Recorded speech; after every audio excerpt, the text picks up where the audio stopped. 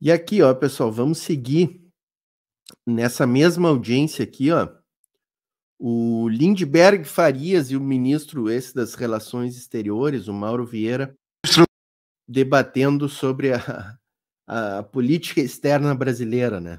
Vamos ver aqui, ó. Eu quero parabenizar Vossa Excelência, porque a sua tarefa é uma tarefa árdua, que é de resgatar o Brasil, reposicionar o Brasil no cenário internacional. Galera, deixar a curtida aí, quem não deixou ainda, ó, chega deixando a curtida, dizendo aí no chat de que cidade estão nos assistindo. Nacional, depois da devastação promovida pelo governo do Bolsonaro. Todos nós aqui sabemos o que aconteceu.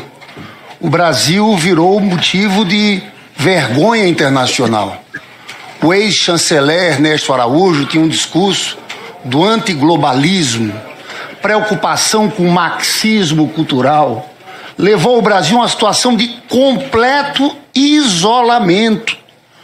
O ex-chanceler Ernesto Araújo disse com orgulho que o Brasil tinha virado pária. A palavra dele, deputado Arlindo Chinaglia, do chanceler Ernesto Araújo. Um retrocesso gigantesco. Nenhum chefe de Estado queria vir ao Brasil, queria visitar o Brasil, visitar o presidente da República. Por isso, o senhor merece parabéns e o presidente Lula tem viajado muito no início do seu governo para recuperar esse prestígio, essa imagem, que prejudicou inclusive o nosso comércio, as nossas relações comerciais.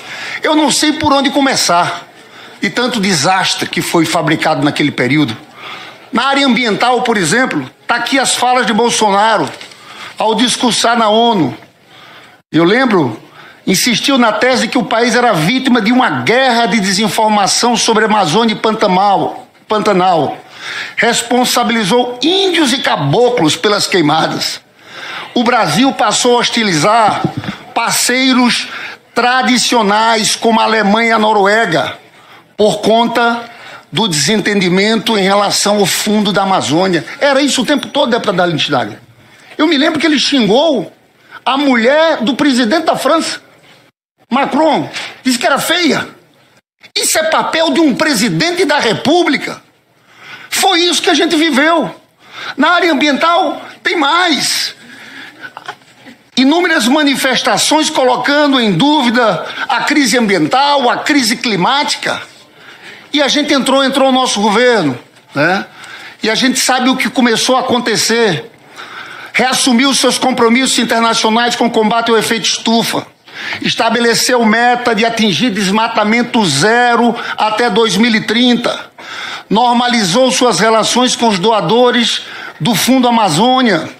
Lançou a proposta inovadora da OPEP das florestas tropicais. Decidiu hospedar a COP30. E eu queria fazer uma pergunta sobre a COP30. Quais os objetivos do governo brasileiro, o que pode ser alcançado na COP30? Reduziu a área desmatada da Amazônia em cerca de 60%. Mas vamos lá, mais na saúde, a vergonha que passamos internacionalmente na pandemia. O governo brasileiro colocou a OMS, a Organização Mundial de Saúde, como inimiga. Eram discursos diários desse presidente da República atacando a OMS. Faziam discursos completamente sem pé nem cabeça, conspirativos, discursos antiglobalistas. Então, essa foi a marca naquele período da pandemia, que todo mundo sabe, a vergonha. Ao final, o Brasil teve 700 mil vidas perdidas, a maior média mundial em proporção à população. Tornou-se uma ameaça sanitária global. Aquele período da... O que o Bolsonaro estaria dizendo, né, desse conflito aí do Israel? Já pensou quanta bobagem a gente ia ter ouvido, cara, se ele fosse o presidente? Já é a criancinha. Já pensou, Celso? Essa história das crianças decapitadas? Criancinha decapitada, mulher estuprada, isso aconteceu queimada viva. Essa semana no Congresso Nacional, cara, o deputado federal Eduardo Bolsonaro falando nas crianças decapitadas, cara. Uma fake news já mais do que desmascarada, né, cara? Impressionante, cara. Impressionante. Mas é aquilo que o Thiago Gomes falou, né? No grupo bolsonarista vai continuar sendo verdade. O Denis Dias está dizendo aqui, ó, quase viramos um pária. Não, nós viramos, Denis. Nós viramos. Como o Lindbergh falou muito bem ali, o ministro das Relações Exteriores, ele tinha orgulho de dizer que o Brasil tinha virado um pária, isolado no contexto geopolítico mundial, né? Incrível. Pandemia, os senhores lembram? A hostilização ostensiva da China. Teses conspirativas feitas pelo Bolsonaro sobre o surgimento, de onde surgiu o vírus, né? Era tudo isso que a gente enfrentava, pessoal. Eu quero chamar a atenção que era um grau de loucura terraplanista impressionante. Por isso que eu fico vendo alguns deputados aqui com discurso que não sustentam em pé. Tem mais. A nossa política de integração regional. Acabou o CELAC, a Unasul. Já reorganizamos a CELAC, a Unasul. Fortalecemos novamente o Mercosul. Essa é outra pergunta, ministro. Porque tem muita ignorância nesse debate. Eu fico vendo deputados que repetem aqui, o Brasil está emprestando dinheiro para Cuba, para isso, para aquilo. É de uma ignorância escutar isso no parlamento brasileiro.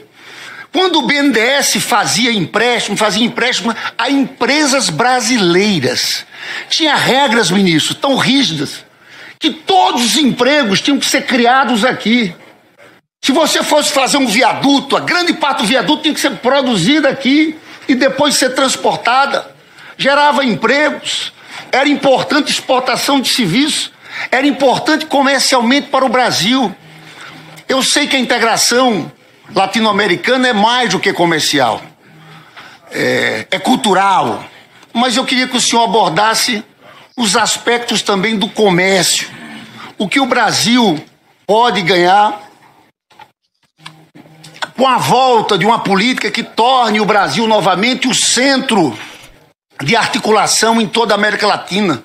Ministro, queria entrar em outro tema, que também para mim é muito caro, e é muito caro para o governo brasileiro, para o presidente Lula e para o ministro Fernando Haddad.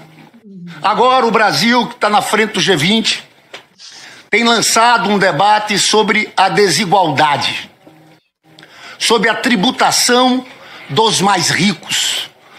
E eu tenho visto o ministro Fernando Haddad e o presidente Lula, na última reunião do G7 na Itália, fez um discurso marcante sobre esse tema.